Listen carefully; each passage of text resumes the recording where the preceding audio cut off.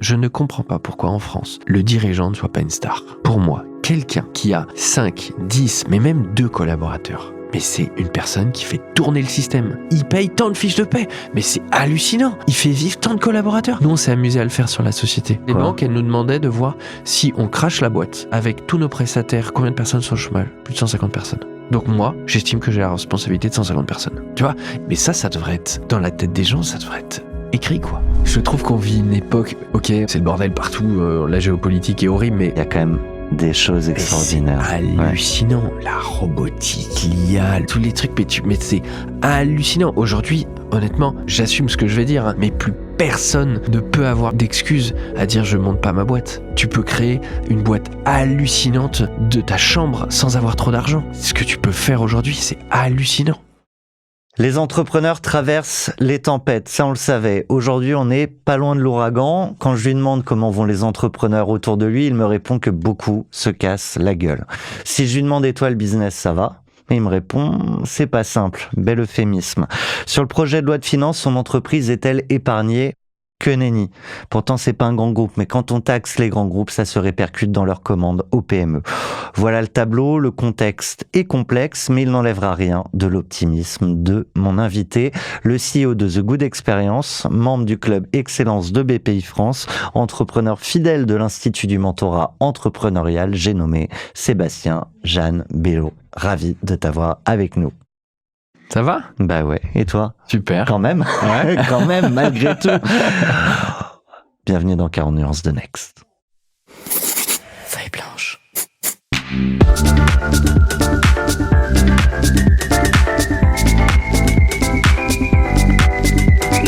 « 40 nuances de Next ». On va parler de The Good Experience, de la boîte que tu as repris, que tu as transformée pour faire de l'expérience du ROI pour tes clients sur événement. Dans ce contexte de crise, il a fallu adapter pas mal la stratégie de la boîte. On va y revenir, mais avec un lancement pionnier dans la robotique. Et aussi une offre low cost. Ouais. Je veux bien qu'on commence par cette approche de l'optimisme. Il y a quelques semaines, mois, t'étais sur scène à l'Institut du mentorat entrepreneurial et je vais le dire comme ça, t'as retourné la salle avec un discours qui est un petit peu long, donc je propose qu'on refasse pas l'entièreté du discours. Pour ça, il vaut mieux venir aux soirées. Malgré tout, je veux bien que tu prennes ton téléphone. Je vais te proposer de le lire. Je vais juste remettre un peu de contexte. T'es sur scène devant 200-300 patrons et tu dois plancher sur un mot, l'optimisme. Je te propose de nous le raconter. Comme si t'y étais. Comme si j'étais. Ferme les yeux, 200 patrons devant toi, des milliers derrière leurs écrans et leurs écouteurs.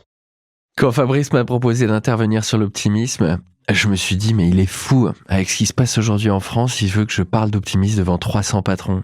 Il m'envoie au charbon, là. Je me suis dit, c'est un peu comme s'il me demandait d'aller expliquer à certains politiques que quand t'as une boîte qui vaut 20 millions, t'as pas 20 millions sur ton compte perso. Ou de leur expliquer que tous les entrepreneurs ne sont pas multimillionnaires avec des holdings à Dubaï ou Genève. Mais j'ai quand même accepté. Mais entre nous, je me demande toujours pourquoi il m'a demandé d'intervenir sur l'optimisme, alors que tous dans cette salle, vous êtes forcément déjà des énormes optimistes. Vous l'êtes forcément parce que vous êtes entrepreneur. Et un entrepreneur pessimiste, pour moi, ça n'existe pas. Même les plus grincheux et les plus râleurs de cette salle sont forcément des optimistes. Et je vais même aller plus loin. Il est impossible d'être entrepreneur sans être hyper optimiste. Je vais vous le démontrer. Je vous demande de vous lever et de rester debout. Qui a déjà eu des impayés ? Et en fait, ce qui est drôle, c'est ce qu'à la suite, c'est que tu t'attendais à ce que ça monte progressivement. Ouais. Je pensais, j'avais 5 questions. Je pensais que j'allais avoir des gens qui allaient se lever et tout le monde s'est levé sur la première question. C'était énorme. Je te laisse poursuivre. Après, j'ai demandé qui a déjà eu des problèmes de trésorerie ? Qui a déjà dû virer un collaborateur ? Qui a déjà eu un contrôle fiscal ou URSSAF ? Qui a déjà travaillé le 1er mai ? Et qui s'est déjà réveillé dans la nuit à cause de ses problèmes de boîte ? Et qui s'est déjà dit, mais quelle journée de merde, là c'est trop, demain je vends. Et est revenu le lendemain en ayant oublié la veille. Vous voyez, tout le monde est debout. Ceux qui sont encore assis, ça doit être des ultra optimistes qui ont oublié qu'ils avaient eu toutes ces galères. Ou alors, vous vous dites, il faut passer par là pour réussir. Vous voyez, à nouveau, vous êtes optimiste. Vous êtes complètement starbé en fait. Vous acceptez un niveau de risque et d'emmerde qui ferait partir en courant 95% des gens normalement constitués. Et vous trouvez ça normal ? Vous trouvez ça normal parce que vous avez confiance. Confiance en vous et en l'avenir. C'est ça, être optimiste. Et ce qui est beau avec l'optimisme, c'est que ça rend la vie plus folle et tellement plus belle. Être optimiste, en fait, c'est savoir danser sous la pluie. Je t'arrête là, parce qu'évidemment après, tu fais le parallèle avec toi et l'optimisme. Mais on va pouvoir parler de toi, Ouais. c'est l'objet de ton passage sur 40 nuances de Next. Je disais une boîte d'événementiel que tu as repris il y a maintenant quelques années. 3 ans et demi, ouais. C'était 2022. déjà un premier gros pari. Ah ouais, carrément. Je veux bien que tu me redresses le contexte et pourquoi pour le coup il fallait être un peu optimiste pour miser sur une boîte comme ça dans ce secteur-là avec un naming Un peu comme connu. il était à l'époque et tous ces sujets. En fait, j'ai racheté une boîte de stands, donc qui faisait des stands sur les salons pendant le Covid. Donc il n'y avait plus de salons.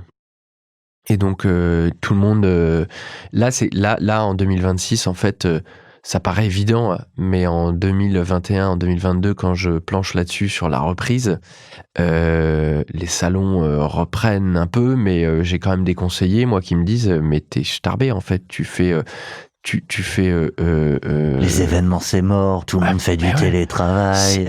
Et puis il y a Meta, c'est le métaverse maintenant, donc il y a plus de salons, c'est fini, les gens voudront plus se déplacer. Après, les conseillères sont jamais les payeurs. Après, je me dis aussi, c'était le moment où les boîtes, du coup, événementielles, étaient peut-être un peu dans le dur et que c'était peut-être une acquisition moins chère que ce que ça pouvait valoir. Alors oui, mais endetté. C'est-à-dire que j'ai pas fait un super coup à racheter la boîte beaucoup moins cher. En effet, je l'ai racheté pas super cher, mais très endetté, avec une grosse dette qu'on traîne encore. C'est quoi une grosse dette? En millions d'euros. Ouais. Ouais, en millions d'euros. Une dette où t'as pas le droit à l'erreur. C'est une dette où tu reprends, tu fais tapis. Moi, j'ai fait Et tapis. tu sais que tous les mois, faut rembourser. Quoi tous les ans en millions. Donc tu te dis, waouh, faut pas se planter, quoi. Avec un marché qui reprend, mais une boîte bien décimée par le Covid. Donc, il y a souvent cette réflexion sur est-ce que je crée ma boîte ex nihilo de rien ou est-ce que je reprends une boîte qui a déjà un portefeuille de clients, qui a un historique, qui a des équipes, des savoir-faire et bref c'est souvent un débat et tu pourrais dire je peux peut-être arriver à réembaucher les savoir-faire dans une nouvelle structure. moi, j'ai la chance d'avoir fait les deux. C'est-à-dire que j'ai créé des sociétés et j'ai repris une société. Honnêtement, je trouve que c'est plus dur de racheter une boîte que de créer une société. Parce que... Mais c'est plus long de créer. C'est plus long, mais... Là, on avait Laurent Tapie à ce micro qui expliquait justement que pour lui, si tu veux vraiment aller beaucoup plus vite et beaucoup plus fort et grand, la trajectoire la plus rapide est le rachat de boîte. Et le rachat. Mais en fait, ce qui est compliqué, c'est que moi, donc, j'ai racheté la boîte et donc tu te retrouves avec... T'as pas le droit à l'erreur. Parce que faut rembourser. Et donc moi j'avais un crédit donc il fallait rembourser. La problématique c'est que moi j'avais en plus de la dette historique, donc j'avais pas le droit à l'erreur. Et ça te fout quand même des sacrées nuits blanches. Mais en effet tu vas plus vite parce que t'as pas le choix, donc faut te bouger. Moi ça me fait marrer. Il y a de temps en temps il y a des je suis dans pas mal de clubs d'entrepreneurs et de temps en temps il y a des questions. C'est quelles sont nos croyances limitantes. Et une fois, je me suis retrouvé à une table de discussion. C'est une de nos questions rituelles aussi, celle-là, dans 40 nuances de Next. Ouais. C'était peut-être pas tant croyance limitante, mais c'était... Une fois, je me suis retrouvé à une table de discussion où les gens disaient, mais pourquoi je m'arrête, en fait, pourquoi je fais 5% de croissance tous les ans et pourquoi je cherche pas à faire exploser ma boîte? dans le bon sens du terme. Ouais. Pourquoi je fais 5 millions, 10 millions et ça me bat. Et je me dis, mais ok, on n'a pas les mêmes problèmes, quoi. Moi, j'ai pas le droit de m'arrêter, quoi. Moi, si je fais pas une croissance de malade, ça va être compliqué. Et donc, en effet, je suis d'accord, tu vas plus vite parce que, faut pas, enfin, tu dois rembourser, quoi. Mais du coup, pourquoi je trouve que c'est plus dur? T'as une vision court-termiste. Tu vois, moi, j'ai fait énormément de conneries, là, sur les 3 dernières années, où au final, il y a des, tu vois, tu vas garder des collaborateurs de temps en temps où tu sais que ça fit pas, mais en fait, tu peux pas t'en séparer parce que c'est moyen, mais... et le temps de trouver... Tu sais que t'es en galère, et donc tu construis un truc et c'est pas évident. Les autres conneries, je trouve que c'est toujours riche comme partage. Alors, les conneries. Moi, j'ai fait plein de conneries. Moi, je fais plein de conneries parce que je suis optimiste et je me dis, on verra, on teste, J'ai dit hier soir à ma fille, pour qu'elle comprenne le rapport à l'erreur, que ceux qui échouent jamais ne font rien. Mais moi, c'est ce que ceux qui font rien. Mais donc, alors, moi, je suis à fond et je dis souvent ça à mes collaborateurs. Nous, donc on fait donc des stands sur les salons, mais des stands hyper waouh, avec des animations, des expériences. Et en fait, notre objectif, c'est de faire que la marque cartonne son salon, soit le plus beau stand du salon et chope plein de leads. Et donc, on est sur de l'événementiel. Il y a eu des conneries. Il y a des conneries, forcément. Et il y a des gens de temps en temps qui viennent me voir. Je me souviens d'une scène qui était assez touchante. Un mec qui venait de rentrer chez nous. On l'avait mis sur un beau projet et puis il a merdé. Il a merdé. Et il est venu me voir et il était énervé d'avoir merdé. Il s'est mis à pleurer. Et je lui ai dit, mais mec... je ne vire personne parce que t'as merdé, ça n'existe pas. T'as merdé et ça arrive et je sais que tu t'en veux et je sais que t'as appris, quoi. Donc en effet, il y a que ceux qui font rien, qui font pas de conneries. Non, les grosses conneries que j'ai fait, moi, c'est je suis très déçu parce que ça s'est malheureusement pas super bien fini sur la reprise avec la personne à qui j'ai repris. J'ai regardé, j'avais eu des chiffres, mais c'est énorme en fait le nombre d'engueulades qu'il y a quand il y a une session. Je crois que c'est dans 80% des cas, ça finit mal. Ouais, c'est pas que engueulade, des fois c'est procès. Ouais. Ça, Et je trouve que c'est dommage parce que peut-être qu'à un moment je me suis senti plus malin ou moi je voulais aller vite, peut-être que lui c'était plus son truc. Mais moi, le conseil que je donnerais, c'est faites tout pour maintenir un lien avec la personne qui a géré l'entreprise parce que en fait elle détient énormément de clés qui seront importantes dans le futur. Ces micro-détails, ces micro-infos. Des trucs tout cons, tu vois. Il y a plein de fois où je me dis, putain, j'aimerais bien l'appeler pour lui demander ça, mais comme tu le fais pas. Donc ça, c'est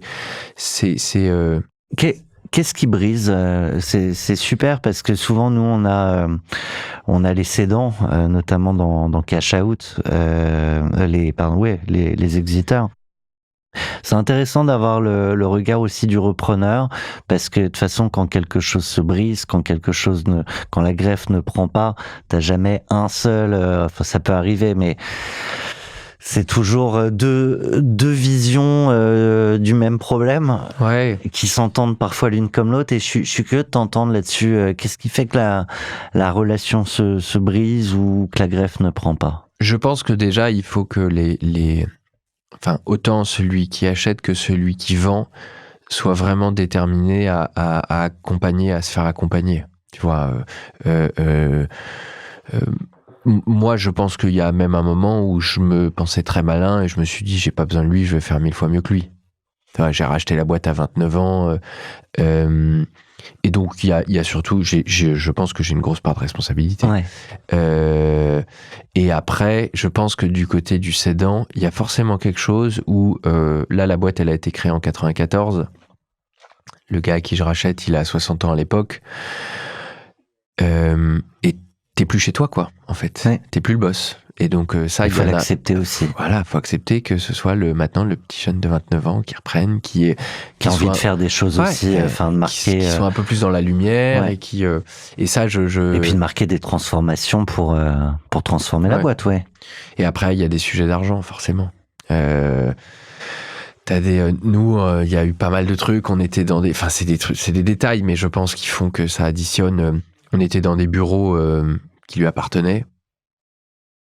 Puis, Donc t'as un loyer, t'as voilà, dû renégocier. Non, c'est pas ça, c'est qu'il n'y avait pas assez de place. On était 10 quand j'ai repris, on avait 45 aujourd'hui. Donc il fallait forcément prendre des nouveaux bureaux. Et ça, forcément, tu te mets à la place, lui, ça t'est fait un plan, je pense que oui, bien sûr. Quand il restait, il y a ouais, je pense qu'il y a ça, faut qu'il y ait une vraie volonté des deux parties de se dire, ok, on va. Parce que là, en fait, c'est très simple de dire on arrête. Ouais. Quand t'es avec un collaborateur, quand t'es avec un associé, en fait, t'entends ça fonctionne pas, tu dis, ok, bon, allez, on se parle et on fait que ça fonctionne et chacun met un peu d'eau dans son vin.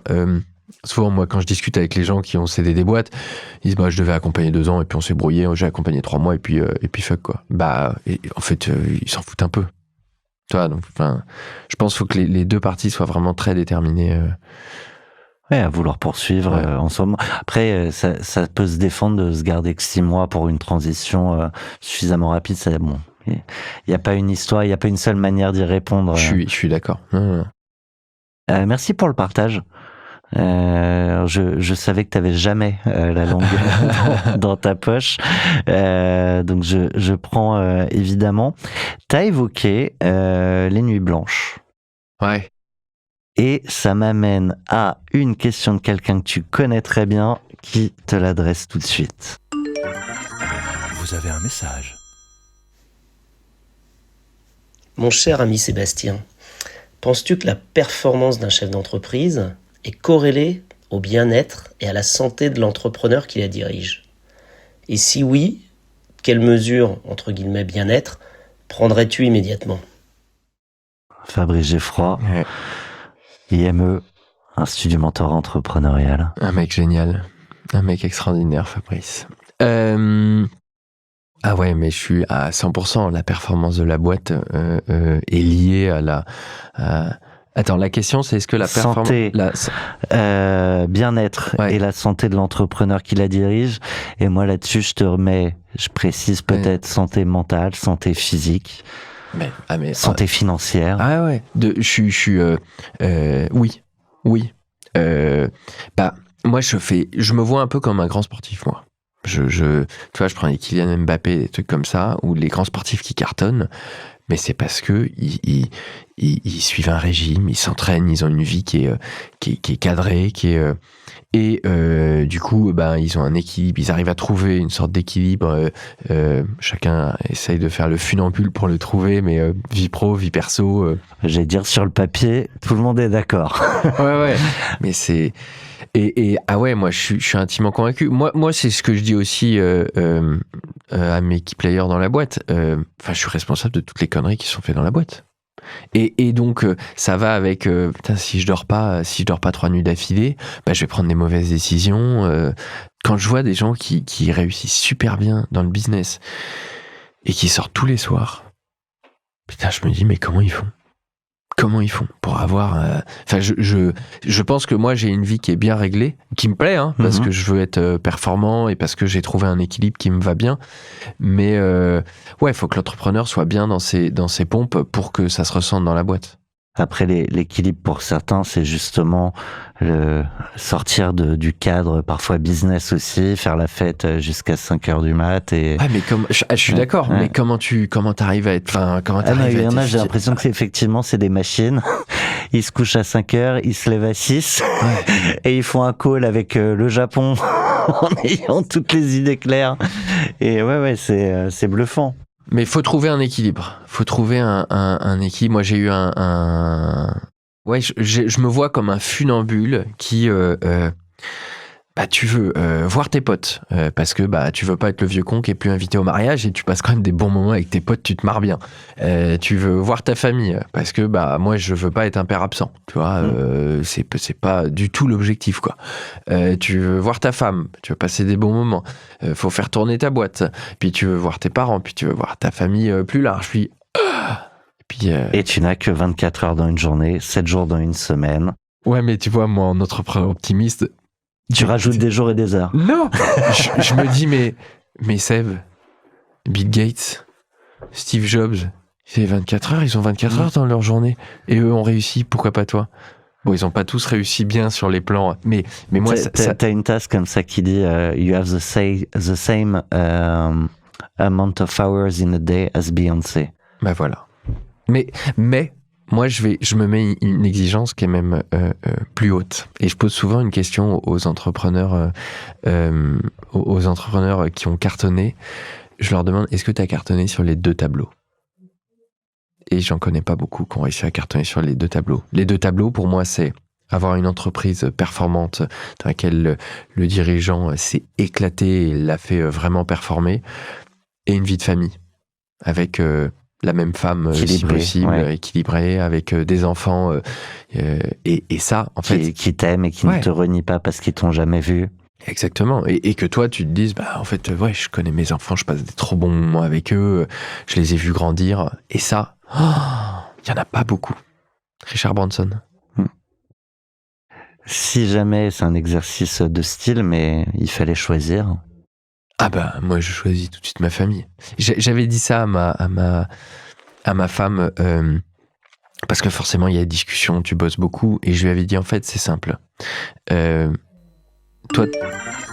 Vous avez je te coupe, pardon, c'est pas moi qui te coupe, c'est ta femme. La deuxième question, est-ce que d'être devenu papa, ça a changé ta façon d'entreprendre ou ta vision de la réussite ? Tu pourras compléter avec ce que tu voulais dire. J'avais peur que tu ailles sur le même terrain de jeu. Non, mais on y est, c'est ce que j'allais dire. J'ai dit à ma femme, moi, en fait, quand on s'est mariés, tu es le projet de ma vie. Et ce rachat d'entreprise, c'est un projet dans ma vie. En plus, là, tu me regardes les yeux dans les yeux. J'allais te dire, mais oui, Sébastien, oui. Et donc, non, moi, j'ai une enfance, mais tellement heureuse. On est 4 enfants, des parents qui s'aiment, la maison du bonheur chez nous, avec vraiment, mais du bordel tout le temps. De temps en temps, tu croises le pote de ton petit frère. Ton petit frère, il est même pas là depuis 2 jours, mais le mec, il est là. Enfin, c'était vraiment ça, quoi. Des tyroliennes dans le jardin du premier étage, des trucs vraiment à se marrer tout le temps. Et donc, la famille est hyper important pour moi parce que c'est un endroit où je me sens vraiment bien et c'est ce qui me permet de performer. Et donc oui, pour répondre à la question de ma femme, le fait d'être devenu père, c'est un peu la vraie réalité, parce que c'est facile de dire quand j'aurai un enfant, je bosserai moins. Ouais, j'ai vraiment complètement changé mon rythme de travail. Est-ce que tu bosses moins ? Ah ouais, je bosse moins. Ouais. Ah bien sûr. Avant, moi, tu te dis pas je décale après le soir, la nuit, non. En fait, tu vois, moi je me lève assez tôt, je me lève à 5h30 tous les matins, j'arrive à 6h45 au boulot, et avant je partais tard, maintenant à 19h je décroche, parce que je veux voir mon fils et je passe 1 heure avec lui. Tu te levais plus tôt avant ? Non, parce que j'ai besoin de mes 7 heures de sommeil, 6h30, 7h. Pardon, plus tard, en fait... Non, je me suis toujours levé aussitôt, c'est juste que je rentrais plus tard, tu vois, je rentrais plus tard, et puis je rebossais un peu plus après, le week-end je bossais plus. Là, on a trouvé un bon équilibre où je vais quand même à la boîte encore le matin, le week-end. Ok. Ouais, j'y vais pour me mettre dans ma bulle, et puis donc je me lève encore le samedi et de temps en temps le dimanche à 5h30. Ok. Je bosse, et par contre l'après-midi on va faire une acti cool, et j'ai l'impression de voir, je vois mon fils, tu vois, on se fait des précieux, trucs, ouais, exactement, du temps précieux où on se fait des activités très chouettes. On est parti un peu sur le perso, mais j'aimerais te ramener à l'actu, ton actu avec The Good Experience. On disait que c'était complexe en ce moment, le business. En plus, tu l'as évoqué, t'as des vrais enjeux de croissance. Et donc, dans cette période avec pas mal d'incertitudes, il a fallu faire des choix, des repositionnements, des lancements de nouveaux projets. Et je veux bien que tu nous parles des 2 stratégies il y en a d'ailleurs peut-être d'autres, mais que tu as menées en parallèle. La première stratégie, c'était de reposer des fondations stables sur cette boîte. En gros, la boîte, elle existe depuis 32 ans. Elle s'appelait Inextenso. On recevait le courrier du cabinet comptable. Enfin, c'était n'importe quoi. Et t'écris pas une nouvelle histoire avec une boîte qui s'appelle Inextenso, parce que c'est comme si tu dis, je vais monter une boîte, elle va s'appeler Apple. Ok, mon gars, tu vas un peu lutter. Donc, on a changé de nom. Et en changeant de nom, après Covid, en fait, tout l'historique des clients qui connaissaient Inextenso se sont dit, mais... Donc Je connais pas ce goût d'expérience. Donc ça a été hyper compliqué, ça a été une décision très dure à prendre. Tu vois, ça fait pas mal d'événements là où je vais, de dîner, où je croise pas mal d'entrepreneurs qui ont fait des renamings. Ouais. Et en fait, il y en a beaucoup qui sont, alors, en tout cas, beaucoup plus complexes. Je vais plutôt le dire comme ça, beaucoup plus complexes, beaucoup plus lents que ce qu'ils attendaient. Ouais. Et parfois, en fait, juste, ça n'a strictement pas marché. Je pense qu'il faut faire un vrai travail Enfin, il y a un vrai travail pour que le nom il rentre dans la tête des clients, dans la tête de tout le monde, et c'est vachement dur. Mais moi, c'était pire que ça. C'est qu'en fait, quand j'ai racheté l'entreprise, il y avait plein d'entreprises partout. Donc, il y a un moment, je me suis dit, ok, là, c'est vraiment le bordel. Mes collaborateurs, il y en avait qui disaient bonjour, c'est parce que le groupe s'appelait The Good Boost Company, il y avait une société qui s'appelait Inextenso, il y avait une société qui s'appelait Incognito, il y avait une autre société qui s'appelait... On savait pas qui c'était. Mais les collaborateurs, ils se présentaient tous différemment. Donc je me suis dit, mais c'est le bordel.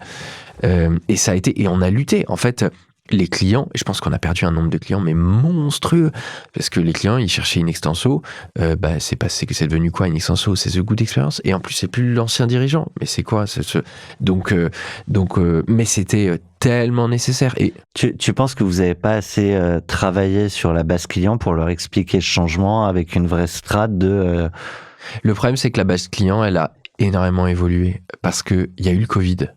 Et les métiers du stand, pendant 2 ans, en gros, il s'est rien passé. C'est simple, quand j'ai repris la boîte, j'ai essayé. Et puis, c'était une boîte qui était gérée un peu en bon père de famille. Donc, t'avais pas vraiment de base client avec un CRM. Ouais, c'est ça.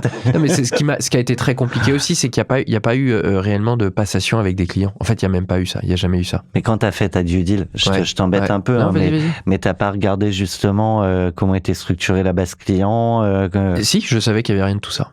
En fait, et ça va avec l'optimiste, hein, tu vas dire que je suis malade, hein, mais j'ai racheté une boîte. Je me suis fait accompagner par quelqu'un qui est absolument génial, qui m'accompagne encore aujourd'hui. Il y a un moment, il m'a un peu stoppé, il m'a dit donc là, tu veux racheter une boîte. Il n'y a pas vraiment de data. C'est-à-dire que tu sais pas vraiment le chiffre d'affaires que tu vas faire demain. T'as pas vraiment de CRM avec les clients. Pendant 2 ans, le marché, il est mort, donc tu sais pas comment ça va repartir. Mais tu veux y aller. Et tu vas faire tapis parce que t'es caution personnelle et tu mets tout ce que t'as. T'es sûr de toi? Et en fait, j'y crois, quoi. J'étais sûr de moi. Juste pour projeter, ouais.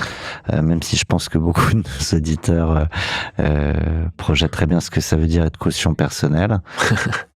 Demain, la boîte plante. Ouais, j'ai plus rien. Mais plus rien, c'est pas juste plus rien sur ton compte. Ah non, en fait, moi, j'ai fait un peu d'immobilier. Voilà. J'ai des apparts. Donc, en fait, tu fais, quand tu es caution personnelle, la banque, elle te demande de prendre tout ton patrimoine. Et sur tout ton patrimoine, tu fais un bilan de tout ton patrimoine. Et tu leur dis, voilà, mon patrimoine, c'est tant. Et donc puis, tu me prêtes tant, mais par contre, c'est tout ça en caution. Exactement. Et donc, si ça crache, eh ben, tout ton patrimoine, ok, eh ben, on te prend ça. Donc, je m'arrête là-dessus. C'est pas souvent en plus des sujets qu'on aborde au micro, mais c'est une décision familiale qu'il a fallu prendre, de dire on met tout, à un moment... tu joues, tu prends ton rôle d'entrepreneur et tu sépares la partie perso alors que tu mets ton patrimoine perso dedans. Enfin, alors moi c'est un peu différent, j'étais pas encore marié. Quand j'ai racheté, j'étais pas encore marié. Par contre, j'ai dû faire un contrat de mariage avec ma femme pour pas qu'ils aillent piquer des trucs à ta femme. Ouais. Si, et donc, mais en fait c'est marrant, tu vois, parce que j'en ai rien à foutre d'être caution personnelle. Et je pense que les entrepreneurs qui ont hypothéqué leur baraque, ils en ont rien à foutre aussi, parce qu'ils sont sûrs. Ouais, mais alors là, ça remonte à très très très longtemps. Mais je me rappelle sur ma première boîte, on donnait aussi la parole à beaucoup d'entrepreneurs. Un mec sur un salon qui me dit ah, vous êtes bien beau avec vos histoires d'entrepreneurs, votre optimisme, etc. Il me dit moi j'ai perdu ma baraque, j'ai perdu ma femme. Il en était où aujourd'hui? Je n'ai pas gardé contact. Non, mais il avait perdu sa baraque, mais quand tu as eu cette discussion avec lui, il était dans la merde? Oui. Ah ouais, encore. Oui. Je pensais aussi pour ça que... Ouais. Moi, il y a un... Il faut être prêt à tout perdre. Il y a un mec un jour qui m'a dit un truc, et ça m'a marqué. Quand je commençais à faire un peu d'immobilier, il y avait un immeuble à Lorient avec 27 appartements, et je voulais l'acheter. Et puis je me disais, putain, 27 appartements. C'était des petits appartements. Hein, c'était et Lorient, c'est pas le même prix au mètre carré que Paris. Hein. C'était à l'époque. Tu précises pour le fisc. Non, mais... Et en fait... je discutais avec lui, je me dis, je vais quand même acheter 27 appartements à gérer. Et il me dit, mais qu'est-ce que tu te poses des questions? Fais-le, tu trouveras des solutions. T'es un démerdard. Tu trouveras des solutions. Et en fait, c'est ce qui me drive. Fais-le, et au pire. Tu vois, si je pousse le truc, demain ma boîte elle crache. Je repars de zéro. J'ai plus rien. Mais j'ai tellement appris. Avec le réseau que je me suis fait. Mais attends, mais je sauras rebondir. Et voilà. Donc, ça doit être dur. Hein. Ça m'est pas arrivé. Donc ceux qui écoutent et qui ont vécu le truc se disent, ouais, il est mignon. C'est dur à vivre, mais je pense aussi que j'ai un problème. Pour moi, j'avais entendu un mec qui avait dit ça aussi. On m'a jamais appris que le feu ça brûlait. Tu vois. Et c'est un peu ça. En fait. Ouais, on y va. Et puis mais c'est comme ça que je m'éclate aussi. C'est ce qui est beau dans la vie, tu vois. Moi, j'ai le sentiment de brûler la vie. J'ai pas envie de mourir en ayant pas fait 3 fois le tour du monde. Ouais, et si je meurs demain, je me dis, j'en ai fait des trucs, quoi, tu vois. Alors, j'aime beaucoup les digressions. Hein. Mais donc, bon, il y avait ce premier chantier, restructurer le groupe. Pardon. Exactement. On restructure, on pose des fondations et on staffe avec des gens qui savent gérer un projet de stand parce qu'on fait, 400 stands par an, en gros, de 6 à 1500 mètres carrés, partout dans le monde. Donc, quand tu gères un stand de 300 mètres carrés à Singapour, faut savoir le gérer. Hein. Et nous, on gère tout de A à Z, c'est-à-dire qu'on fait le design, conception, fabrication. En fait, le client, il passe par nous. C'est clairement. Un seul interlocuteur. Donc voilà. Donc première stratégie, c'est on repose des fondations solides. Et... Juste pour comprendre, pardon. Ouais. C'est moi, des digressions, je suis navré. Il y avait 4-5 boîtes dans le groupe, oui. Mais à la fin, tout rassemblé, c'était ce que faisait ce goût d'expérience. Tu avais des produits qui n'avaient rien à voir avec... Non, il n'y avait pas des produits qui n'avaient rien à voir. Globalement, il y avait une société qui faisait des stands traditionnels. Les stands traditionnels, on passe par des menuisiers. C'est des stands en bois. Et moi, quand je suis rentré en 2017, j'ai cofondé avec le gars à qui j'ai repris avec mon associé actuel, une société de stands éco-responsables, réutilisables et design. Et donc... ça, plus ça. Ouais, ça, plus les holdings, plus les trucs. Ok. Donc voilà, remettre tout ça, exactement, remettre tout ça au propre. Ce que tu as fait, pardon, j'accélère un peu volontairement, Sébastien. Ce que vous avez fait. Ce qu'on a fait, ce qui est carré aujourd'hui. Et ça s'est pas fait en un claquement de doigts, évidemment. On arrive là quand même dans une période, on disait, où il y a de l'incertitude, t'as des groupes qui réduisent les budgets, les institutions, je crois que c'est entre moins 20 et moins 50%, donc là aussi c'est un impact, parce que tu fais pas que des stands pour des grands groupes privés. Donc bref, un peu partout, tout le monde réduit la voilure, ou en tout cas est dans l'attente. Ouais. C'est pas forcément une réduction de voilure permanente, mais c'est peut-être plus complexe sur la prise de décision rapide. Donc là, il a fallu s'adapter à nouveau, trouver des solutions à nouveau, mais, on l'a dit, t'es un démerdard. Non, mais moi, mon rôle, c'est en tant que dirigeant, c'est de voir loin, quoi. Je regarde pas vraiment ce que font les petits copains, j'essaie de voir 2 ans en avance. C'est je pense, ma première mission. Ça me rappelle un entrepreneur qui, je crois, est ton mentor. Stéphane Bobo, qui a 5 ans d'avance à chaque fois, il fait quelque chose.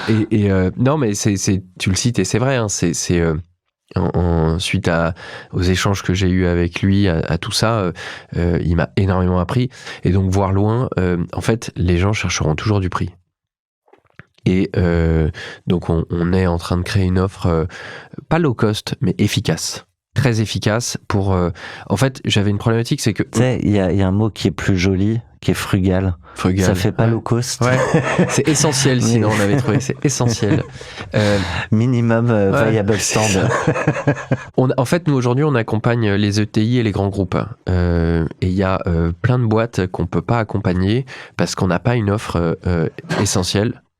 Et donc, on lance cette offre qui part très fort. Et après, nous, sur nos stands, l'idée, c'est de faire des stands à haute valeur ajoutée, avec des animations, des expériences qui vont permettre à nos clients de faire venir le visiteur, parce que sur un salon, le visiteur, il en prend plein la mire. Récupérer de la data. Exactement. Ça aussi. Récupérer de la data. À la fin du salon, tu dis au client, bah voilà, il y a tant de personnes qui sont passées, il est resté aussi longtemps sur cette animation, il a joué à un quiz. Voilà les 3 réponses qu'il a données. Sur les 3 réponses, bah, il y en a 2 qui sont fausses. Il faut peut-être le rappeler pour lui dire, attendez, notre produit, c'est ça. Donc, on est à fond là-dedans. Et je fais la parenthèse quand même pour dire que notre stand l'année dernière à Vivatech, on avait 36 mètres carrés, a pris un up comme jamais. Non, mais en termes de montée en gamme, de perception des partenaires, on a d'ailleurs signé des clients aussi, je pense, grâce à ça. Hein. Génial. Du trafic, évidemment, et puis de la data. La data. Et l'image. C'est un tout. Bah, c'est un tout. Quand une boîte, elle va sur un salon, faut que ça claque, quoi. Ouais. Et donc, je suis à fond sur les animations, sur les expériences. On a un showroom de 800 mètres carrés à Agnières-sur-Seine où on monte pour moi ce qu'est le futur de l'événementiel. Et là, une des stratégies, en fait, on est une des premières boîtes européennes à avoir reçu un robot humanoïde. Je vais te reprendre là-dessus dans une seconde, ne quittez pas. Juste sur cette offre low cost, accessible, minimum ou frugal, peu importe. En fait, là, l'idée, c'était pas de dire pour les ET, les grands groupes qu'on accompagne, on leur propose cette offre-là pour rentrer peut-être plus facilement premier coup. C'est aussi pour élargir la typologie de clients adressables. Ouais, et pour être un peu plus 360 degrés, aujourd'hui, faut avoir un budget quand on vient nous voir.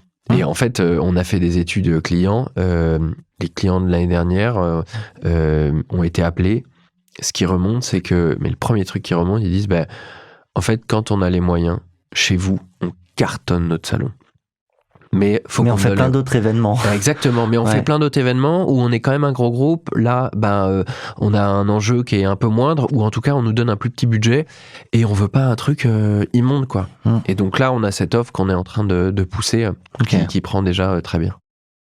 Smart, mais pas aussi smart ou aussi visionnaire que ce sur quoi vous partez, justement, avec les robots. Ouais, les robots, grâce à mon mentor Stéphane, en fait j'ai mis un pied dans... Donc, c'est le patron d'Innovate. Ouais, patron d'Innovate qui a lancé une offre autour des robots assez démente. Qui gère la distribution en fait d'Unitri, leader mondial de la robotique. Ouais.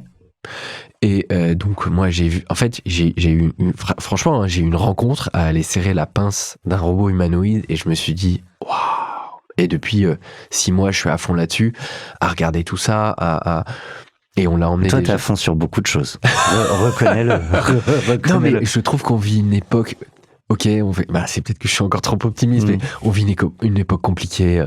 C'est le bordel partout. La géopolitique est horrible, mais il y a quand même des choses extraordinaires. C'est hallucinant. La robotique, l'IA, là, on est en train de créer une nouvelle marque, une nouvelle identité sur la robotique. Mais qu'est-ce que tu t'éclates avec un Lovable, avec hier avec un club d'entrepreneurs, il parlait de Claude Code.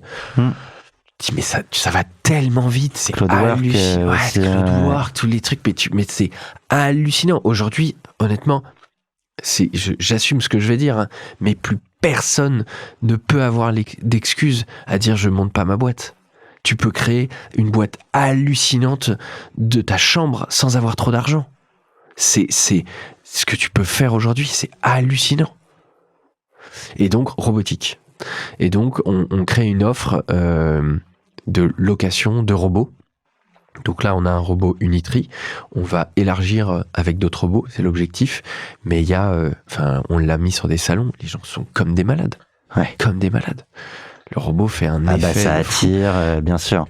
Mais ce qui est intéressant, c'est que le déploiement et la location de robots, ça marche sur les gros événements, ça marche à l'accueil des boîtes, ça marche à tout un tas de moments d'interaction entre une marque et ses audiences. Donc en fait, ça va dépasser a priori l'événementiel stand. Voilà. Moi je fais pas. L'objectif c'est pas de faire uniquement de l'événementiel stand. Ça va aller en effet beaucoup plus loin. Et t'es le premier. En fait, c'est aussi ça qui est intéressant, c'est prendre un coup d'avance sur un marché que tu vois arriver. Ou mes équipes, on me l'a remonté.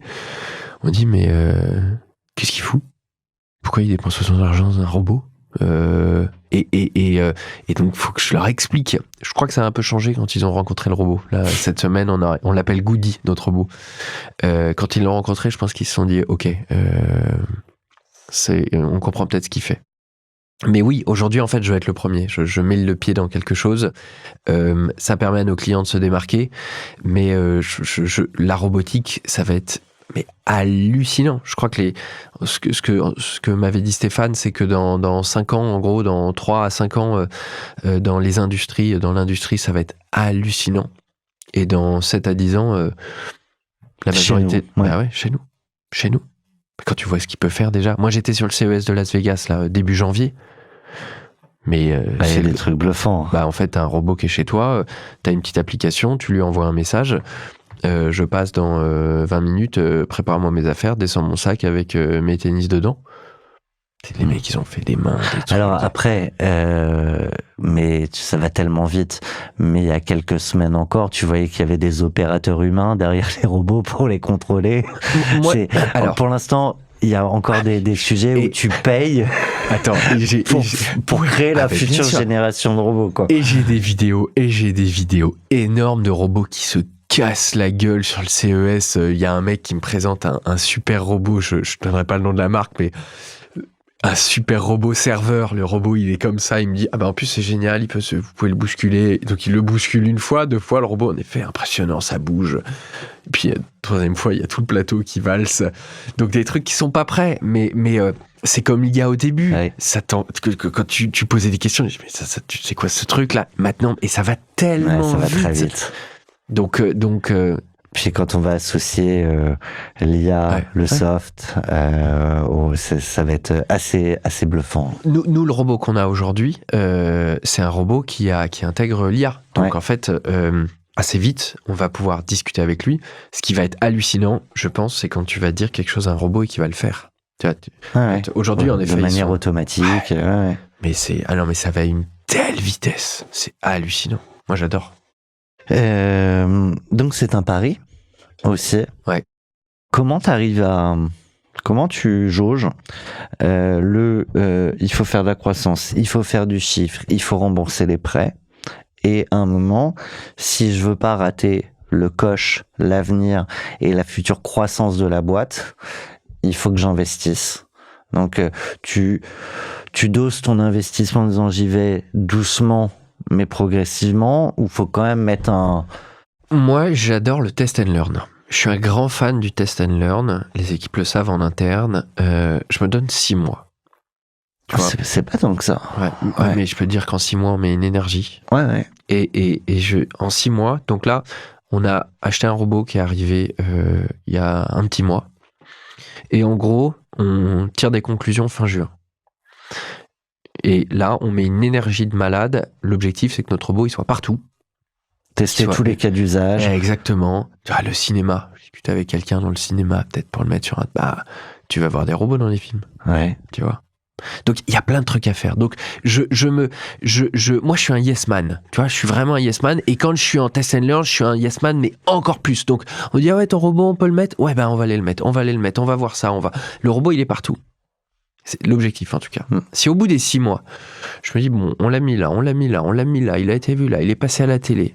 J'ai pas de demande. Ouais, ce sera une belle conclusion. Soit je suis... Soit tu l'as pas bien fait. Soit je l'ai pas bien fait. Mais quand t'as mis toute ton énergie, tu vois, tu te dis, bon, ok. Soit il y a une histoire de timing. Ouais, trop tôt. Peut-être qu'il y a ça. Mais en tout cas, on l'a fait sur un pays, on a fait un test and learn, on s'est dit, bon, on le sent pas. Et j'essaie toujours d'écouter. T'as fait un robot sur un pays Non, ou non, t'as non, lancé pardon. un pays? On n'a pas lancé un pays, on a fait un test and learn pour étudier est-ce qu'on allait sur ce pays. Quel pays? Dubaï, Ok. ce coin-là. Il y a beaucoup de Mais marques là-bas. Hein. On pourrait lancer Dubaï, et en fait, nous, on s'est dit pour le moment, trop compliqué pour nous. Pourquoi? Trop loin, marché compliqué. On lance la Suisse, pour le coup, parce qu'on a une opportunité en interne avec une collaboratrice qui va là-bas et en qui on a confiance et qui va pouvoir ouvrir le marché. En plus, on va plutôt aller en Espagne, pays européens, mais Dubaï, trop tôt pour nous. En tout cas, on s'est dit, on a fait ce test and learn et on s'est dit, trop compliqué. Et moi, j'essaie vraiment d'écouter ma petite voix intérieure. Tu vois, de me dire, est-ce que je le sens, le truc? Et alors, il y a la petite voix intérieure, et à un moment que tu viens tester et vérifier avec des faits, et d'où l'importance d'avoir 6 mois où là, t'es parti. T'y vas comme un malade, et tu vois... J'ai hâte de voir dans quelques mois si le pari était le bon. T'es un yes man, t'es aussi un homme de Paris, je crois. Vous avez un message. Et ça va se confirmer avec cette question, a priori. Salut Sébastien, c'est Lucien. Avec Seb, on est amis depuis presque 20 ans. Il l'a peut-être déjà dit ici, c'est quelqu'un qui adore les paris, surtout les plus difficiles, et en général il les réussit. Je vais lui en rappeler un qu'on a fait il y a longtemps, entre copains. Le premier à monter une belle boîte emmène tous les autres faire le voyage de leur vie. Être dans ce podcast, ça veut un peu dire qu'on a réussi. Alors, pour pas que tu te défiles, je prends à témoin tous les auditeurs, comme ça t'auras plus le choix. Seb, où est-ce que tu vas nous emmener ? Il est génial. Génial. C'est marrant. Comment vous avez chopé tous ces gens? Alors, il y a 2 trucs. Tu vois, c'est marrant parce que... Moi, du coup, tu vas être obligé de minimiser. Non, je minimise pas. Alors, je vais juste clarifier ce qu'a dit Lucien. Le pari, pour moi, c'était pas ça. On avait quelqu'un dans notre cercle proche qui avait vendu une boîte. Et je crois que le pari, c'était celui qui a 1 million sur son compte perso emmène tout le monde. Donc... Moi, c'est pas du tout le cas. Mais c'est marrant parce que moi, j'estime pas du tout que j'ai réussi. Tu vois, là, dans la question de Lucien, la belle boîte, le truc, ouais, mais je suis encore endetté. Ouais. Tu vois, et dans mes trucs, je me dis, quand t'es chez toi et que t'as remboursé la dette, là, t'as fait quelque chose, t'as réussi. Pour moi, à partir du moment où la société est encore endettée, j'ai pas fini. C'est trop tôt. Ouais, c'est trop tôt. J'ai pas été au bout du truc parce que j'ai encore des banques à rembourser et j'ai un pote. J'ai créé une petite conversation d'entrepreneurs avec tous mes potes qui sont entrepreneurs. On est une petite dizaine et puis on se tire la bourre et puis on se charrie un peu de temps en temps et j'ai un de mes potes qui a monté un truc magnifique qui me dit mais Seb, elle est pas à toi la boîte, elle est aux banques. Et il a tellement raison. Mais j'adore. Et c'est vrai. Ouais. Et il me dit, tu me rappelleras quand la boîte elle sera à toi. En attendant, elle est aux banques. Et c'est vrai. Donc, je pourrais me dire à un moment, je peux souffler. J'ai remboursé quoi. C'est intéressant parce que en vrai, t'as pas. Alors, je sais pas à quel moment et c'est propre à chaque entrepreneur, mais tu te dis là j'ai réussi parce qu'il y a toujours mieux à faire, il y a toujours plus grand, il y a toujours. Donc toi, ce sera le million sur le compte en banque et plus aucun compte à rendre à aucun financeur. Alors, ouais, exactement. Moi, en fait, c'est la liberté. Et je pense aussi, il y a ce côté-là qui fait que je me suis mis à entreprendre. Moi, j'ai un gros problème avec l'autorité. L'école, pour moi, ça a été vachement compliqué de rester 8 heures assis sur un banc, à ne pas trop pouvoir bouger, à regarder par la fenêtre, à me dire, mais waouh, qu'est-ce que je pourrais m'éclater. Et je vois. Non, vas-y, je suis prêt. Selon là où tu vas, Non, je sais plus ce que je disais du coup, merde. Réa. Vous avez un message. Tu parlais du fait que t'étais pas très... La première question, c'est... alors toi qui n'étais pas du tout scolaire, est-ce que tu vois ta réussite d'aujourd'hui comme une revanche ou comme autre chose ? Mais à nouveau, tu vois, j'ai pas réussi. Par contre, je m'éclate. Et ça, ouais, c'est une revanche. Parce que... T'étais pas scolaire. Ah non, mais pas scolaire. Bah, je peux te dire que... pas du tout scolaire. Un fouteur de merde, mais parce que je me faisais chier. Franchement, mais qu'est-ce que je m'emmerdais en cours. Et donc, je me suis retrouvé en boîte à bac. Tu vois, les sous-doués passent le bac. Ouais. Bah, Ouais. c'est ça. C'est exactement ça. À Versailles, j'étais là. Et en fait, après le bac, que j'ai eu au rattrapage, je me suis dit, mais qu'est-ce que je vais faire, quoi? Et j'ai regardé école de vente, meilleure école de vente. Et c'était, il y avait écrit Coca-Cola, Xerox, je me souviens plus très bien. J'ai appelé Coca-Cola. Et puis je tombais, il y avait un truc anglais, on me dit, putain, je devais appeler Coca-Cola Angleterre, j'appelle, je parle pas un mot d'anglais parce que pas bon cours. Et puis Xerox. Et je me dis, ah ouais, Xerox. Et là, qu'est-ce que j'ai adoré. Parce que du jour au lendemain, bah en fait, tu t'es dedans, quoi. Et donc, ça a été très, très, très compliqué. Ça m'emmerde parce que j'avais une idée, on tirait une idée là, et je sais plus ce que je disais. On parlait du fait d'avoir réussi. Oui, les paris voilà, de la libre, vie. la liberté. La Et la liberté. liberté. Et pour moi, ce que j'adore avec le fait d'entreprendre, c'est qu'en fait, t'es libre. Alors, t'es libre. Là, je suis pas libre Tu parce dois que des je dois... comptes à beaucoup de gens. Exactement. Mais tu t'organises comme tu veux, tu fais ce que tu veux. Tu veux te lancer dans la robotique, tu te lances dans la robotique. Tu veux lancer une nouvelle boîte, tu te lances. En fait, t'assumes derrière, quoi. Et tu fais ce que tu veux. J'estime que j'aurais réussi quand je serais vraiment libre. Tu vois, quand je pourrais me dire, ok, je dois plus d'argent aux banques. La boîte, elle tourne parce que j'ai réussi à me rendre un minimum dispensable.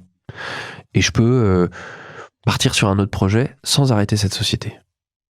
Là, quand t'arrives à faire ça, waouh, pour moi, t'as réussi. Et j'en suis très loin. Beaucoup en sont, hein, beaucoup.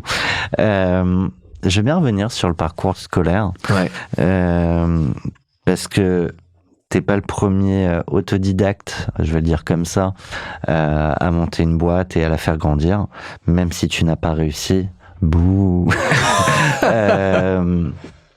Mais t'as le regard des parents face à ça, et tous les parents veulent a priori que leurs enfants réussissent à l'école en se disant ils seront protégés, leur avenir est un peu moins incertain, je vais le dire comme ça.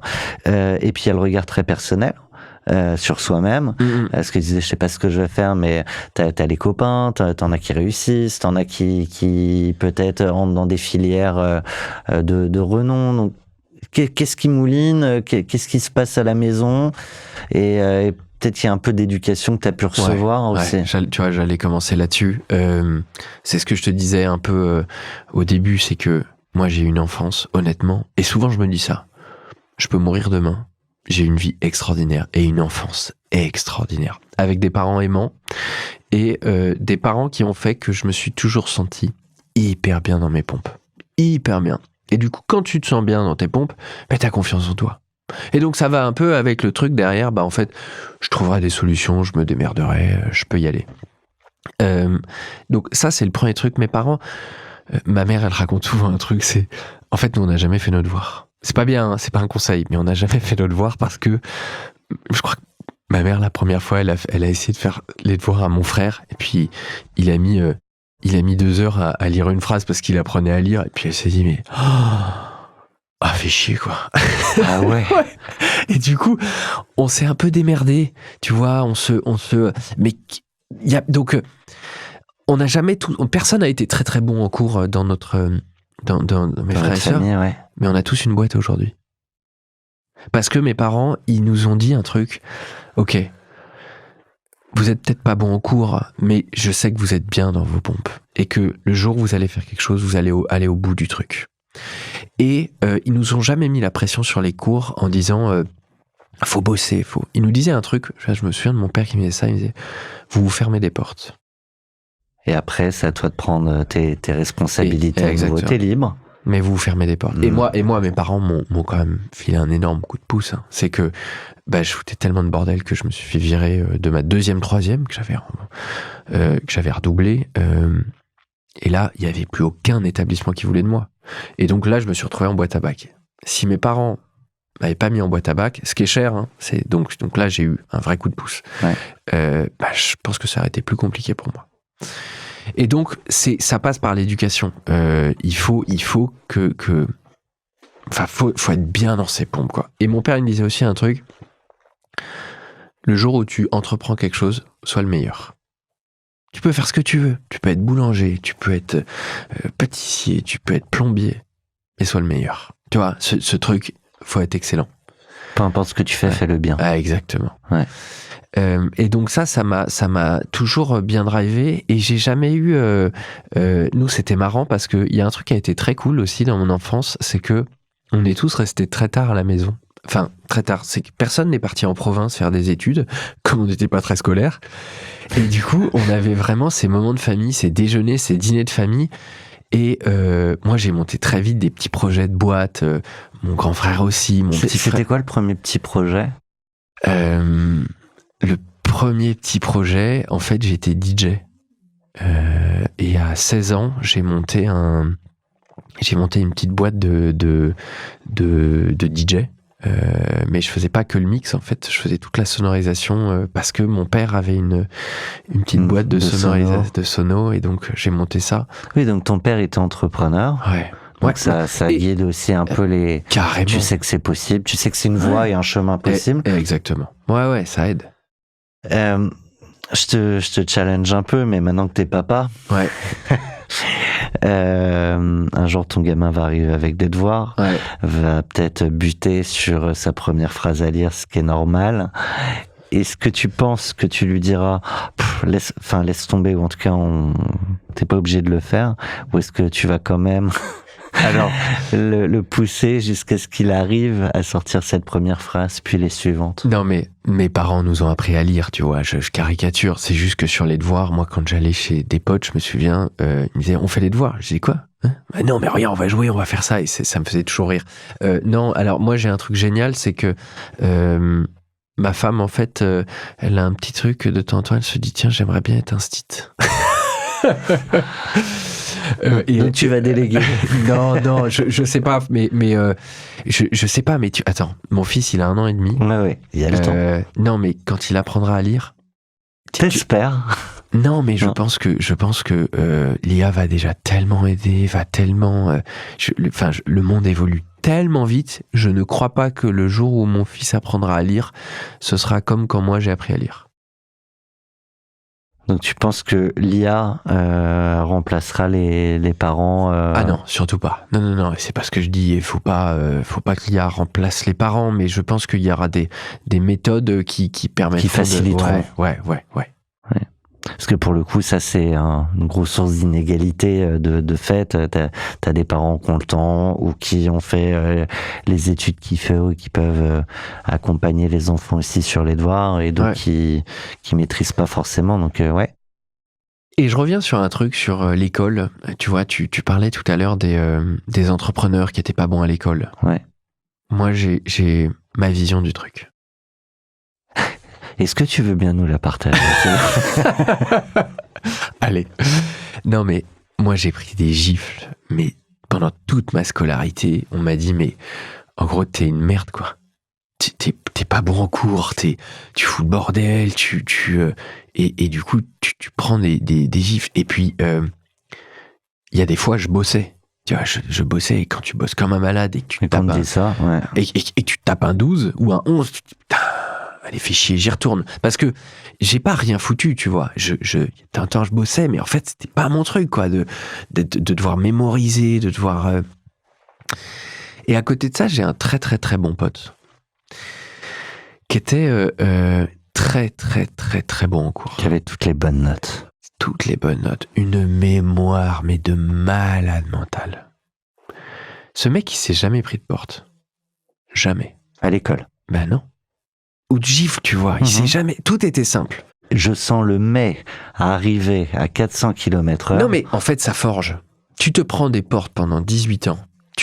À chaque fois que tu veux avoir un 12, tu dois bosser, tu dois lutter, tu comprends pas trop le système parce que tu te poses pas ces questions, mais tu luttes. Et à côté de ça, t'as quelqu'un qui a 18, qui a même pas besoin d'écouter. Mais en fait, c'est tellement facile pour lui. Que le jour où il prend une porte, où il prend une vraie baffe, eh ben, il comprend pas. Tu vois? Il s'en met moins facilement. Bah, ce mec-là, il voulait devenir pilote d'avion de chasse. Il avait tout pour devenir pilote d'avion de chasse. Peut-être pas la vue? C'est ça? Non, ah si. Ouais. C'est juste qu'il a raté le concours une fois. Il aurait pu y retourner. Il est pas retourné. Ah, putain. Pourquoi? Aujourd'hui, c'est encore un de mes potes. Je lui dirais qu'on a parlé de ça. Mais pour moi, il aurait dû être pilote d'avion de chasse. Il regrette? Je vais pas poser la question. Tu lui demanderas? Ouais, je lui demanderai. Mais je pense que si ça m'était arrivé à moi. Et je veux bien aussi que tu lui demandes si c'est pourquoi il a pas repassé ce concours. Mais je pense qu'il s'est même pas posé la question. C'est pour ça? Ouais. Il s'est dit, en fait, c'est pas pour moi, parce que j'ai pris une porte. Tu vois? Et donc, je pense que les parents qui s'inquiètent en se disant mon fils ou ma fille, elle a pas des bonnes notes, l'école, c'est pas fait pour elle, à partir du moment où la personne, elle sait écrire, elle sait parler, elle sait raisonner, ça c'est important, parce que l'école apprend à raisonner. Et que l'enfant est bien dans ses pompes, faut pas s'inquiéter. Franchement, c'est ce que je me dis. Mais t'as raison de préciser l'importance du raisonnement. Ouais. Je rebalaye rapidement les dernières petites questions. T'as eu beaucoup de questions surprises. Il me semble que on a une dernière question de ta chère et tendre épouse. Vous avez un message. Et la troisième question, c'est donc, est-ce que dans ton parcours, dans ton expérience, dans ce que tu as vécu dans ton rôle d'entrepreneur ou dans le monde du travail, est-ce qu'il y a quelque chose que tu as appris et que tu trouverais important de transmettre à ton fils dans le cadre justement du travail, en fait, un conseil peut-être, ou quelque chose que tu as appris qui est important et que tu voudrais qu'il ait en tête? C'est pas évident. Hein. Ça, c'est des questions profondes. Ouais, un truc que j'ai appris moi, et tu vois, je le dis, on est encore une petite boîte, nous, on est une petite quarantaine, et donc je vois encore tous les collaborateurs avant de les embaucher. On embauche beaucoup, et je challenge un peu les gens, tu vois. Est-ce que c'est vraiment ce que tu as envie de faire? Pourquoi tu veux faire ça? Et parce que je trouve ça tellement triste, les gens qui postulent un job. Pour un job. Franchement. Et on regarde toutes les grandes réussites. C'est des gens qui sont au bon endroit, quoi. Et c'est là où tu t'éclates, et c'est là où tu prends du plaisir, et c'est là où t'es heureux. Et on passe notre temps au travail, quoi. Moi, je passe plus de temps à voir mes collaborateurs qu'à voir ma famille. Donc, faut être heureux, quoi. Donc, c'est le premier truc. Et c'est un peu le conseil que j'ai reçu de mes parents. C'est ne va pas où ça brille, ne va pas où va en fait où tu te sens bien, quoi. Va où naturellement t'as envie d'aller. Et puis pour savoir où t'es bien, faut tester plein de choses. Ouais, faut tester, exactement. Faut tester, mais faut pas avoir peur de partir, tu vois. Ouais. Putain, moi, j'ai des potes autour de moi à 33 ans.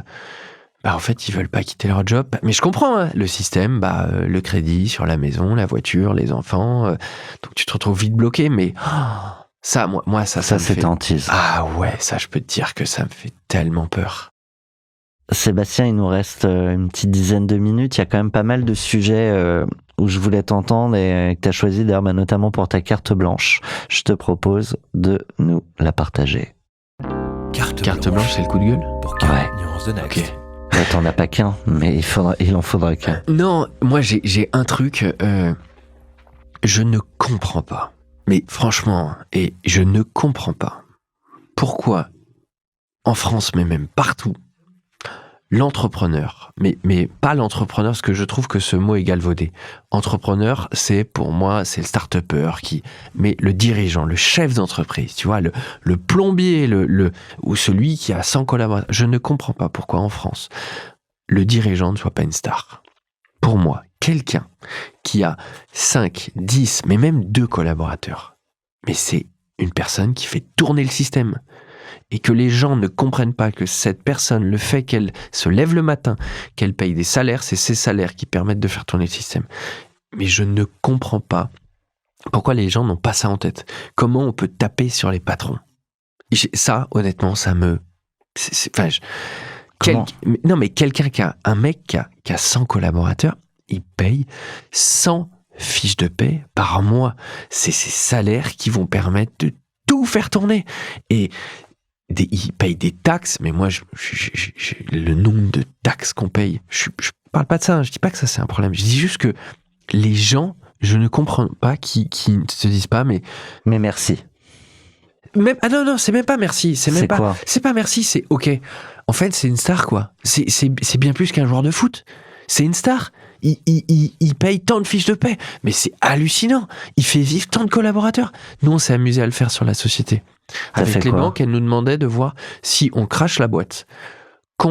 Avec tous nos prestataires, combien on met au chômage, combien de personnes sont au chômage ? Plus de 150 personnes. Donc moi, j'estime que j'ai la responsabilité de 150 personnes. Tu vois ? Mais ça devrait être, dans la tête des gens, ça devrait être écrit, quoi. Voilà, ça c'est un peu mon coup de gueule. Allez, s'affiche sur votre écran Sébastien Janbello, entrepreneur, star. Non, alors attends, je suis pas en train... Non mais, c'est pas star dans le côté étoile, J'ai bien compris. Non mais c'est juste reconnaître le travail, la responsabilité et l'apport à la société. Voilà, exactement, c'est ça. Mais c'est déjà pas mal. Voilà. Écoute, je pense qu'on peut partir sur moi président, mon cher. Parce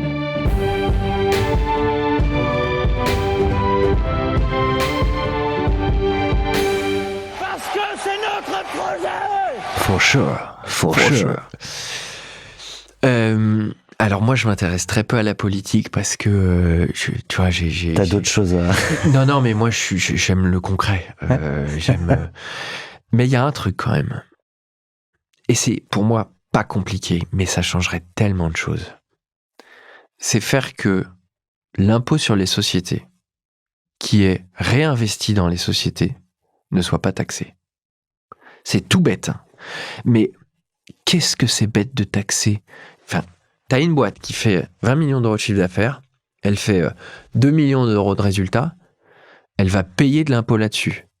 Alors que ce résultat, à la place, si elle réinvestit tout dans la boîte. Elle recrée des salaires, de l'emploi, de la croissance, des opportunités aussi pour grandir sur le marché. Donc, ça favoriserait un truc de malade. 1, toutes les boîtes françaises. 2, je peux te dire que ça inverserait un peu la tendance avec ce qui se passe. Moi, je le vois, là, les gens se barrent vraiment. Autant il y a 1 an. Tu le vois vraiment, ça ? Ouais. Alors, franchement, là, je le vois. C'est pas j'entends que... non. C'est pas j'entends que. Il y a un an, c'était j'entends que. J'irai peut-être là. Moi, dans mon entourage proche, j'ai 2 personnes qui sont parties en Suisse, mais qui sont des entrepreneurs, des gens qui, franchement, avaient de la valeur pour le système français, mais qui disent, mais ras-le-bol. Une personne qui est partie à Milan. Donc, et je vois sur certains groupes d'entrepreneurs, tu vois passer des fiches complètes avec des contacts de personnes qui t'aident à te barrer. Et donc, non, c'est très clair. Et ça, cette idée sur l'IS, ça enverrait au moins un signal positif, tu vois. En fait, on a compris que les dirigeants d'entreprise, les entrepreneurs apportaient une valeur indispensable au pays et on va les aider parce que ça va leur permettre de créer encore plus de valeur. Oui, puis là, tu peux pas dire que c'est pour payer les dividendes, les machins. Voilà. Les dividendes, je comprends qu'on soit taxé. On est beaucoup taxé, mais je comprends. C'est l'argent qui finit dans tes poches. Bon, t'as pris un risque, ça c'est un autre débat. Ouais. Mais l'argent que tu le réinvestis d'une certaine manière dans ta société, mais dans la société. Oui, là, peu de gens pourraient s'opposer. Franchement, ça serait bien. Malgré tout, t'es encore là. Ouais. En France. Pas que parce que t'as des dettes. Non, attends. Et je trouve ça très bien. Et tu vois, il y a beaucoup de personnes qui crachent sur la France et qui crachent sur le système. Moi, je suis très fier d'être français. L'école, on en parlait tout à l'heure, ça a été compliqué pour moi, mais j'ai quand même été à l'école. Ça n'a rien coûté. J'ai appris à lire, j'ai appris plein de choses. Si je suis celui que je suis aujourd'hui, c'est grâce au système français. J'ai été soigné, comme je suis un peu casse-cou, j'en ai eu des opérations, ça a été gratos. Tu vois, quand mon fils est né, ça a été un accouchement très compliqué. Ça nous a rien coûté, quoi. Ailleurs, ça aurait douillé. Je pense que ailleurs, tu vois, j'aurais peut-être dû vendre une partie de la société pour payer. Donc, je suis hyper reconnaissant de tout ça. En France, c'est un pays magnifique. C'est chouette de ta part de mettre la nuance de toutes parts, en fait. Mais en fait, essentiel. ce qui est dommage, c'est que honnêtement, les gens sont, enfin, personne n'a envie de partir. Les gens, c'est un pays qui est tellement attachant, mais c'est juste que il y a un ras-le-bol de voir là ce qui est passé au gouvernement, de dire mais ne nous donnez pas envie de partir. Enfin, faites qu'on ait envie de rester, quoi. Ouais, malheureusement, on a l'assemblée qu'on mérite. Ouais, ça. À pleurer. C'était un vrai plaisir de t'avoir. Je vais juste te demander de choisir une femme entrepreneur que tu admires avant de nous quitter, de me dire son nom et de lui poser une question qu'on lui adressera comme les questions surprises que tu as pu recevoir, si elle nous fait le plaisir de s'arrêter à notre micro. Moi, quand une femme entrepreneur qui est vraiment impressionnante, je pense à Angélique Gérard. Ouais. Elle a eu plusieurs boîtes. Ouais. Elle a beaucoup travaillé avec Xavier Niel, donc cofondatrice du groupe Iliad, et elle a pas mal de business. Elle est à mon board parce que j'ai créé un board sur la boîte. Enfin, là aussi, on pourrait faire des digressions parce qu'il y a pas mal de sujets sur la gouvernance, les boards, etc. Alors, ultra intéressant à partager. En gros, moi, c'est du conseil. J'appelle ça un board, mais c'est un conseil d'administration avec des gens qui n'ont pas de part dans la boîte. Mais comme j'ai repris quand même un gros bébé à 29 ans, je me suis dit. Alors tiens, comment tu les convaincs de venir passer du temps? Tu payes des jetons ou alors si tu les as pas mis à l'equity? Eh ben, figure-toi que la majorité, je les paye pas. Et je trouve que c'est ce qui est beau avec l'entrepreneuriat, un peu comme l'IME, l'Institut Mentorat. En fait, ils font ça, c'est des gens qui ont réussi leur vie, qui ont eu des magnifiques trajectoires et qui m'accompagnent.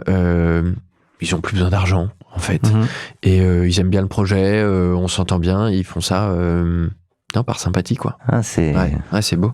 Avec des profils aussi capés, c'est... Ah bah avec du très lourd. C'est génial. Ouais, alors, c'est magnifique, je le valorise vachement. Et donc, Angélique Gérard est au bord de la société, et en fait, je trouve qu'il y a un truc qu'elle fait, mais c'est hallucinant.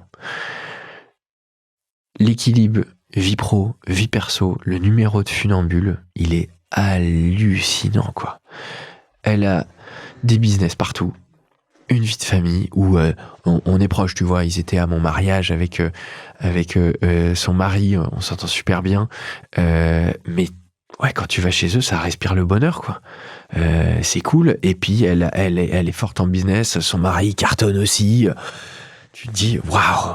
Tu vas lui poser une question? Ouais, et ben c'est ça. C'est quoi le secret? Tu vois, c'est ça la question. C'est pour ça. C'est comment tu réussis si bien l'équilibre vie pro, vie perso? La question est posée. J'espère qu'elle lui sera posée en direct à ce micro, à ta place dans 40 nuances de Next. Sébastien, c'était un plaisir de t'avoir avec nous. Merci Thomas. Longue vie à The Good Experience. Rendez-vous dans 6 mois pour faire le point sur les robots. Carrément. Feuille blanche.